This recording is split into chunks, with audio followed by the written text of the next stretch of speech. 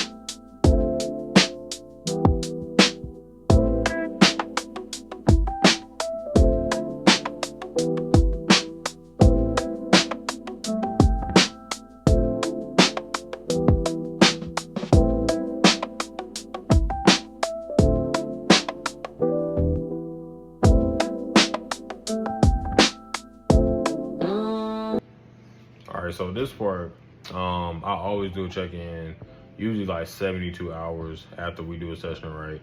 Just to make sure everything is feeling right and feeling fine. To somebody, when they see this picture, they might not see a whole lot of change.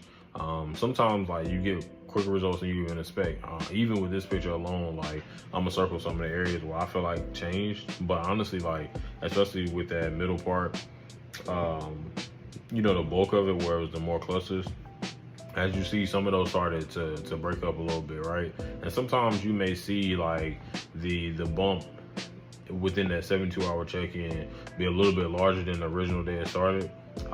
It could be a number of things, right? Number one, they're not used to scrubbing, they're not used to cleaning that area, so that area could be a little bit sensitive. Not necessarily swollen, but it could be a little bit enlarged just from, you know, the constant scrubbing and stuff like that. That's completely natural. It'll go away within, you know, the next day or so.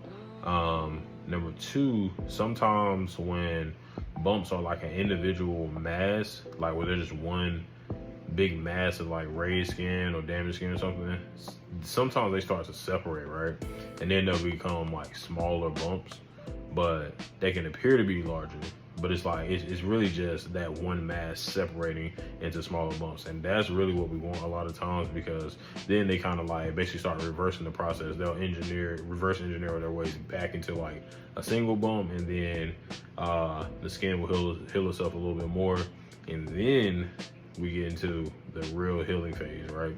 And even on the bottom, like some of the scar tissue where I was expecting it to not really do anything, for some reason it's already kind of like flattening out a little bit too. So, you know, maybe that's something we're gonna be able to assist with as well. But I'm gonna start doing this in YouTube videos, just showing like, okay, here's what the game plan is, and also showing like an update, like I said, 72 hours, sometimes like 2 weeks out. But at the end of the day, like this is part of the process, but I do want to show y'all this because, you know, you can learn a little bit and get a little bit of satisfaction from this. But if you got any suggestions, leave them in the comments. Make sure y'all go ahead and subscribe, like the video, and please share it. You know what I'm saying? I'm trying to grow this channel at this point. So, but like I said, if y'all got anything y'all want to say, positive stuff only, please put it in the comment, and we're gonna definitely keep rocking out.